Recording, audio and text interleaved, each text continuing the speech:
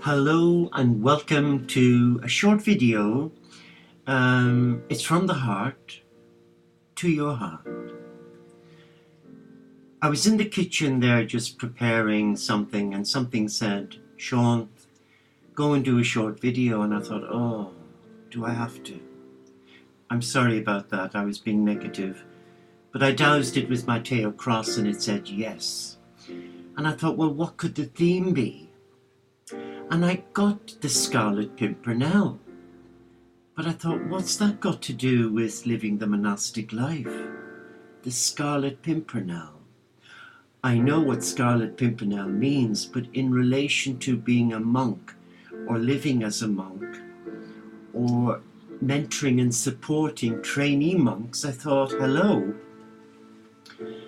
But then it came to me that you and I, the moment we surrender our heart to God, be we married, single, widowed, divorced, whether we be in a gay relationship, or whether we be transgendered, or whether we be an addict or in prison, it doesn't really matter what labels we've got, because they're man-made. But if the heart has surrendered to a loving God, then automatically we're living in a sort of a modern day equivalent of a monastery, because we build around us certain structures that protect our relationship with God. Here in our little monastery in the South Lakes in the United Kingdom, which is bitterly cold today, but the sun is shining, it's very much a modern monastery. It's not with weeping statues around every corner and lino on the floor. It's modern, it's homely, it's comfortable, and it has to be because we're getting older. Hello. Scarlet Pimpernel in relation to our relationship to God. Let me give you an example. If I was to write a book about my experiences as a monk in meeting fair weather friends, friends who fill you with praise and adulation, and then behind your back do the dirty,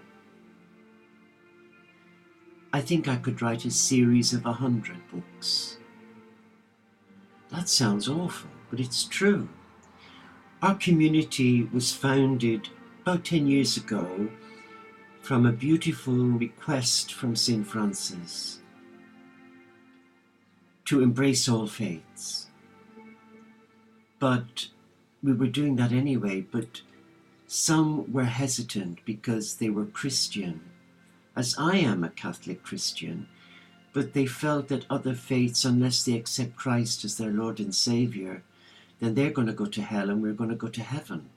Well, I've never bought into that, because I believe that as a child of God, we are each carved in the hand of God. And who am I to sit in judgment on one who doesn't share my belief?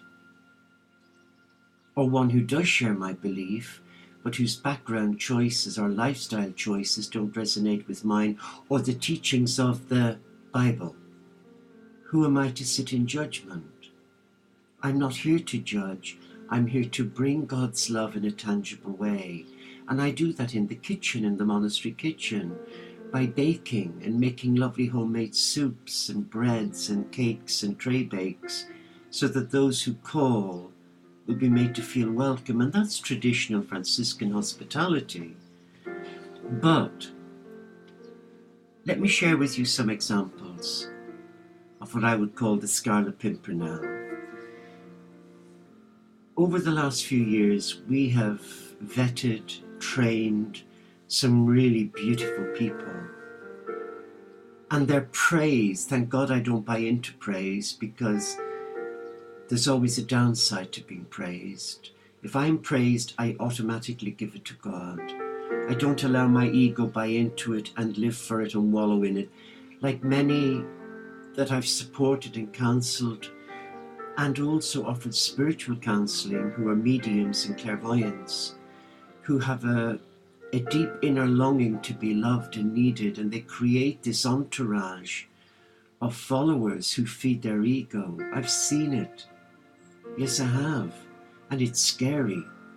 But when you come across a member, as we've come across quite a few, who say, "Oh, Brother Sean, you're marvellous. Jesus, you're marvellous." That's an Irish expression. Jesus, you're marvellous. But let me tell you, they're so full of praise for what you do for them. One example was a brother who joined us from America, not mentioning any names because that would be unkind, was so kind. We brought that person here 3 times and put them up. They were so loving and supportive.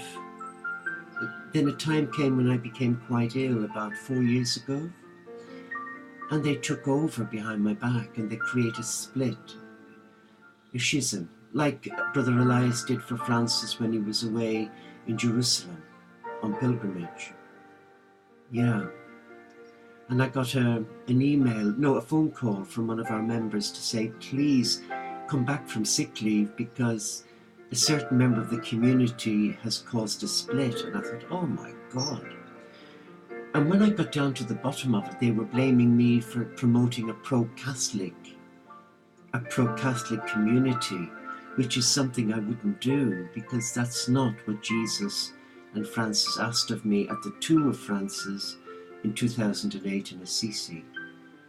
I was asked to embrace all faiths, but to welcome the children of God into our community and to break down all the barriers and resentments and historical woundedness created within the Abrahamic faith, which is Jew, Muslim and Christian. And I've tried to honour that to the best of my ability, though I've paid the price for it from my own Catholic Church, where my bishop won't allow me renew my vows. He wouldn't allow me take my life vows. He wouldn't allow me take the vow of enclosure, or other Catholic members in our community. Our community consists of brothers and sisters of different beliefs. Predominantly in our community, they're Catholic Christian, who embrace all God's children. But this particular member was a Catholic, but in their search for God, they came across a lot of woundedness and negative theology because of their sexuality. Not from within the community, but from their own church. So they took an instant dislike to me, which is okay, because I'm not here to win a popularity contest like Hillary Clinton and Donald Trump wanted to become president. I don't want to be the founder. I don't want to be the abbot, honorary abbot. I don't want to be involved in training because there's a price to pay, but I'm doing it because I'm being obedient to God. But this person created a huge split and took half the community with them and then evaporated into thin air, leaving them high and dry. So we tried to pick up the pieces and support. But in picking up the pieces, some of the members, they were saying, "Oh, Brother Sean, Jesus, you're marvellous for doing this for us." And then when you try to support them, they disown you. Recently, we had a member who joined, and I really did connect with this person. They were vetted, they were full of enthusiasm. My God, their enthusiasm could have resurrected the dead. They were so full of beans and love, and they tried the Catholic Church, they tried Pentecostalism, they tried this, they tried that. Then they found the Catholic Church and they felt at home, and then they started questioning the church, why everybody's so downright miserable. Well, I don't disagree with that, but they wanted to be a Franciscan and embrace all faiths. But one thing we did discover after their 7-day retreat and the one-to-one support, where they were full of praise, crying, full of joy, they started sending us videos about Islam being the Antichrist and things like that. And I found it very, very challenging. In fact, anyone who joins our community, they have to have a mindset of Jesus, where they see each child of God, regardless of their colour, their creed, or their background, or their political persuasion, that they are a unique creation of God, and that as a trainee monastic, their responsibility is to their own spiritual development, which is non-judgmental, to bring love, like Francis did in Assisi. But we kept getting these videos and thinking, hello, what is this person trying to tell us? They knew we embraced all faith, but then one of our community who's more experienced than most and who has had years, 18 years of pastoral development and training, and who is a priest, came to them from love. And they instantly took a dislike and then inferred me that I agreed that they should take time out. I never agreed to such a thing. But people will make excuses when they're confronted with the truth, God's truth. We've had other situations where one lady came and she used to sit in the conservatory, which we use as a workroom, and this is about 6 years ago, and she sat there every day for hours on end in meditation. She brought me a shopping bag full of the most beautiful crystals. I don't do crystals, I'm not into crystals. I respect those who are. I want to keep my faith simple. I don't want to complicate my faith like I did as a Catholic nursing mum, where I was running around and half the time I didn't know whether it was Arthur or Martha. But I had a great respect for this beautiful lady who came to be trained as a therapist working with the Christ Magdalena energy. And I had nothing but respect in my heart, and I respected them. We had a pretty intensive weekend from Friday till Monday morning. And they were doing really well. They were full of praise. They thought it was beautiful. It pressed all the right buttons for them. And they really did experience Jesus in the house. And they felt that they were touched by Christ. A week later, I got the most vitriolic letter saying that unless I paid them their money back for the course, they would involve their solicitors. And I thought, where is this coming from? So I prayed long and hard, and I was going to write a check and send and say, no, please take it. But then in prayer I was guided to douse it, and it said, no, you honoured your contract to God, you delivered what God asked of you. It's just that they were given the opportunity, which they didn't like, and that was to see a mirrored image of themselves as they looked at you, but they didn't like what they'd seen because it compromised their ego. This person actually was providing therapies for famous people, and they had this huge ego which I didn't realize until I got the letters, and they were vitriolic. And I thought, how can a light worker who says they work with Jesus end up condemning another who was honourable and coming from a place of integrity? But it doesn't end there. There's been one after the other. What is it about monastic communities that seems to draw the real wounded soul with many, many issues, who thrive on drama, who are unwilling to listen to their heart, and then they totally blank you with a total disrespect for the position you hold, where they ignore you? So now our decision is very simple. We don't engage with the person until they engage with us, but we pray for them every day, and we send love to them every day. Sure, I had it done in my own family by my young baby brother that I hand-reared. Of all people in the world that I least expected to condemn me on the internet as a charlatan, as a slut, as a whore, forgive me, as a male prostitute, that I was sacked from nursing for sleeping with patients, heaven forbid, and sacked from the monastery for sleeping with the monks. Well, Jesus, that would have been grand, but my ego was really being stretched, and I wanted to go and punch his lights out. But in prayer the Lord said, send him love, pray for him. But that negative slur on the internet, I think, has blocked a lot of good people coming into the community, because they've read about this brother Sean and they're thinking, no, don't want to be involved with him. And I've been advised by people to go and have it taken off. It means paying out $6,000 to have a lawyer do it. But then in prayer I was told, no, don't, leave it. Leave it. It's a good humbling exercise for you. And besides, if you did, they'd put it back up again and again and again. I don't have £6,000. I don't have 6 pennies to rub together because of my vow of poverty. But what is it about God's children who seek to serve God, say in our community, they know we embrace all faiths, and yet they have a hidden agenda? And what is it about those who want to be members but don't like being told what to do? Who don't like the training modules? They start going into a drama episode. Oh, that'll bring up all old stuff. I said, hold on a minute. The training module that we use is Trees of Avila, entering the castle. No, I did that years ago and I couldn't get over it. But we do it through the eyes of love. And we say, if anything comes up, name it, bless it, release it to God. You can't talk.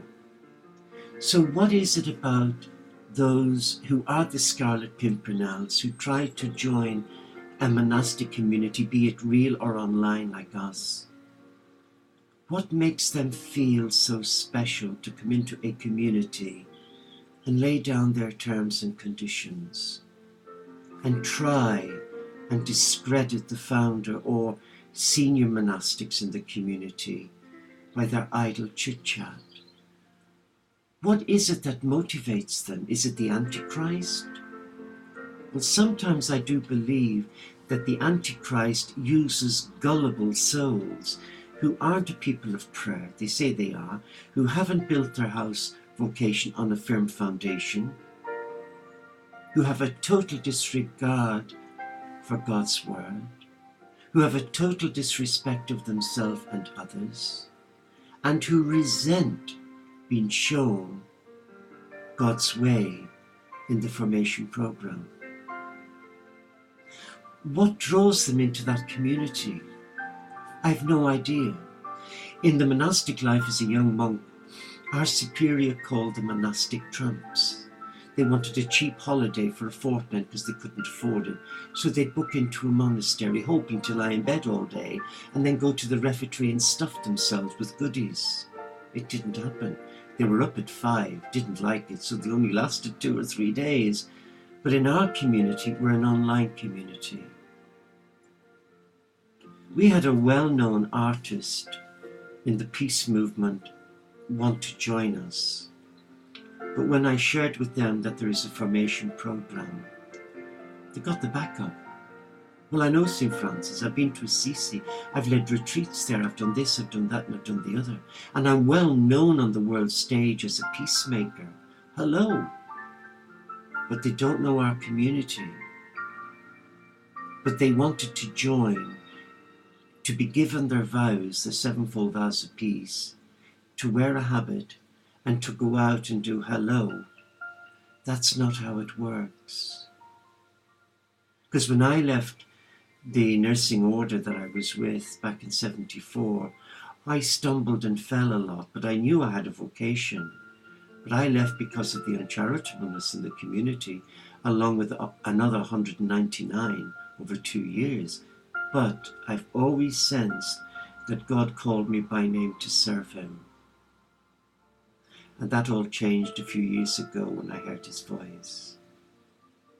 And I've never looked back, because I honor his promise. I've surrendered my heart.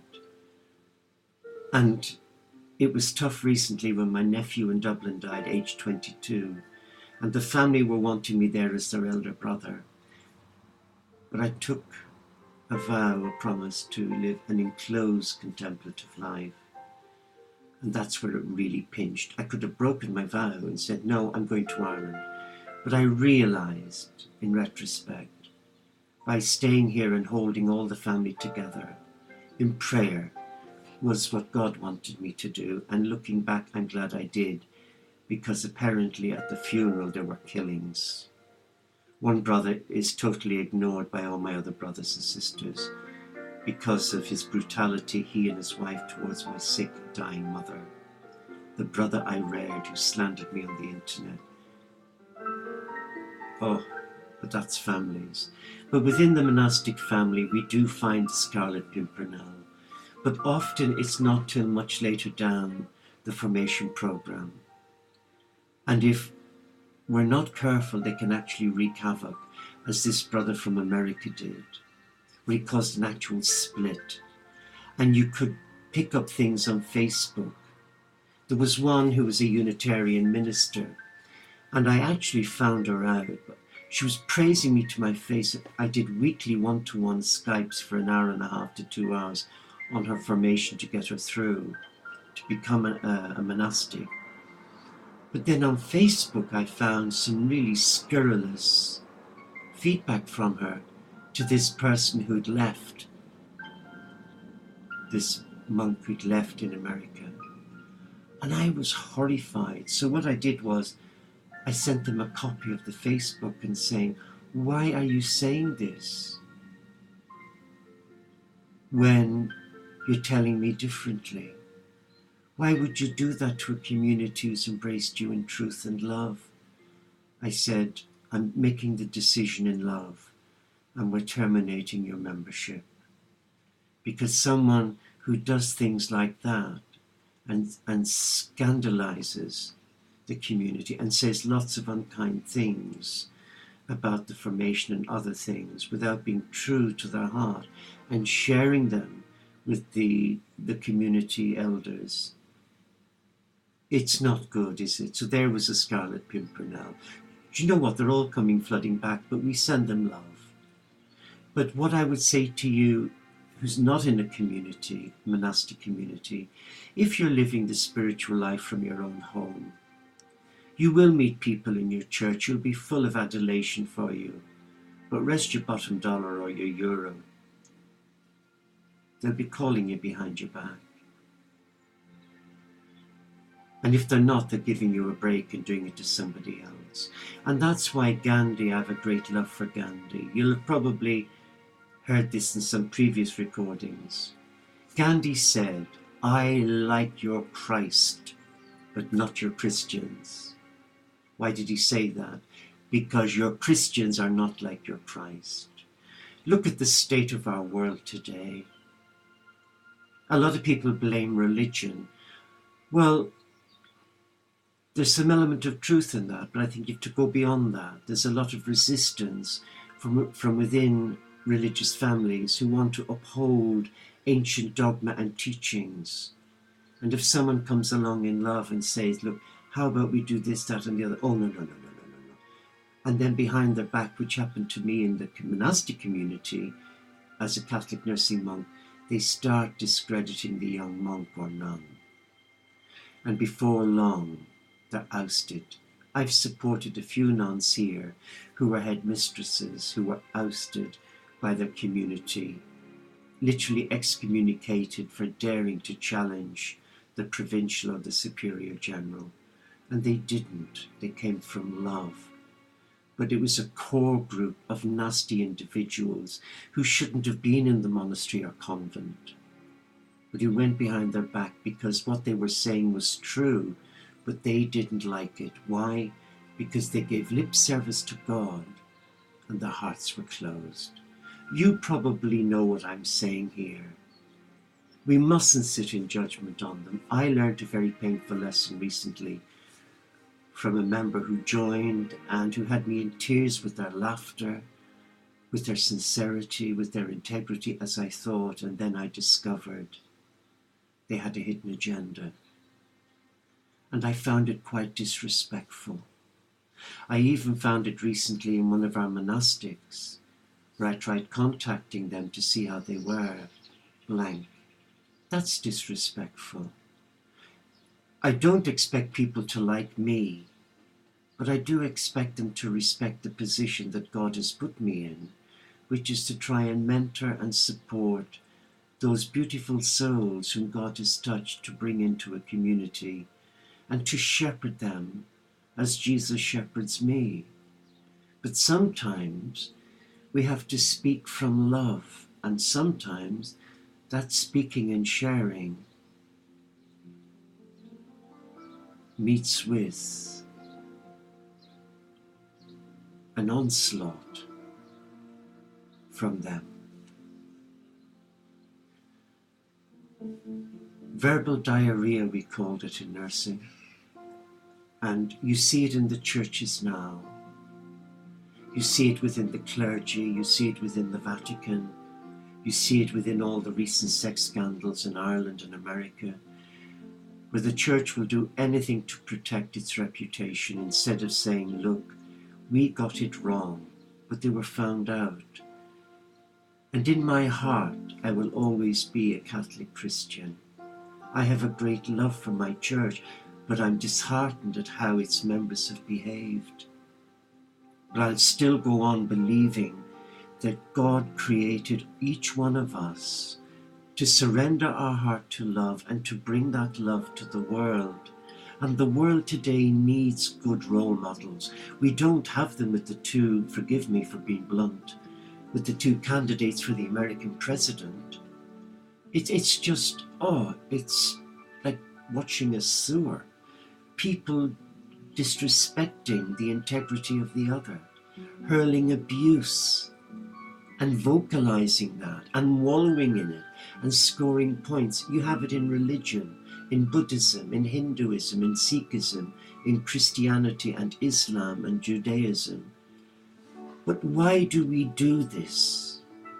What is it in us that makes us behave in such a vitriolic manner? Is it fear? Is it lack of maturity? What's happened to humility? What's happened to embracing a child of God in love and trying to see Christ, Buddha, Muhammad, Jehovah in that person? What is it that blinkers us? Is it what we've been taught? Is it the brainwashing techniques that many of us had as young monks in training? That there was only one true religion? I don't believe that. And I don't believe a lot of the things that Jesus has said, which he hasn't said, which has been handed down by man. Because Jesus would never condemn another brother or sister who weren't Christian. Jesus did not found the Christian church. It was his disciples. Jesus was a Jew. And I won't shock you any further by saying he was married, because he was. And I say that because if he was a celibate Jew, he would not have been allowed into the Holy of Holies to read from the book of Moses, the Pentateuch. You have to be married. So that's the key indicator that Jesus was married. But you'll disagree with me, and that's okay. I couldn't believe that Jesus was married for nearly 50 years. Oh, no. He wasn't. He was celibate. He wasn't. I discovered from his mouth in prayer, and I'm very hesitant, reticent in saying it for fear of another backlash. So let us end with some beautiful words, but be mindful that in every religion, in every monastery, in every family, you'll always find one that sings your praises, but behind your back, they behave as if they were the Antichrist. But we bless them. In John O'Donoghue's wonderful book, a great Catholic priest who died several years ago, who was a mystic and really imbued with Celtic spirituality. Oh, his books are amazing. This book is to bless the space between us. It's a book of blessings. And he shares this with our hearts, to come home to yourself. May all that is unforgiven in you be released. May your fears yield their deepest tranquillities. May all that is unlived in you blossom into a future graced with love. Graced with love. And if a former member of our community should watch this, I want you to know that you are loved regardless of what you've done or are doing, and that we are here not to judge you, but to forgive you and to pray with you and for you. And if you're interested in becoming a member of our community, it's an online community at present where we meet twice a day for morning and evening prayer. You're welcome. It doesn't matter whether you're black or white, gay or straight, disabled or able-bodied. It doesn't matter whether you're married, single, widowed or divorced. And it doesn't matter if you're a monk in a traditional community or faith group. It doesn't matter. What matters is that you're willing to surrender your heart to love. That you're willing to hear the voice of the beloved, your first love, and honor it, and make it live, and behave with a childlike trust and innocence, and not resort or revert to childish ways, where you sit in judgment on the one who's tried to love you, by speaking God's word to your heart, not to your ego. So we end it by sharing this beautiful prayer, which we have in our morning and evening prayers. And we usually say it from time to time. It's by Swami Vivekananda. You're probably switched off now. That's okay. I shall go to the mosque of the Muslim. I shall enter the Christian's church and kneel before the crucifix. I shall enter the Buddhist temple and take refuge in the Buddha. I shall go into the forest and sit down in meditation with the Hindu and Sikh, and in addition, I shall keep my heart open for all that may come in the future. Is God's book finished? Or is Revelation still going on? Salutations to the prophets of the past, to all the great ones of the present, and to all who are to come in the future. Namaste, Shalom, Inshallah, Paxet Bonum, Om Shanti, Solo di Caritas, Salam Alaikum, and may the peace of our loving Father, Mother God empower your heart to reclaim your divinity as a beloved child of God, and to listen to that voice in the silence of your soul. Be at peace, and remember, in the eyes of the divine, the supreme, the source, the creator, God, Goddess, you are a beloved of God. You are not an imperfect being, because if you say you are, then God creates imperfection. You are a whole, perfect child of God in the eyes of God. So, Scarlet Pimpernel, I'm not, and I pray you're not either, but be warned, we're on their case if they're thinking of joining the community, because I think we've learned too many lessons now. We've been stung too many times, but there's little left to sting. Amen. Thank you.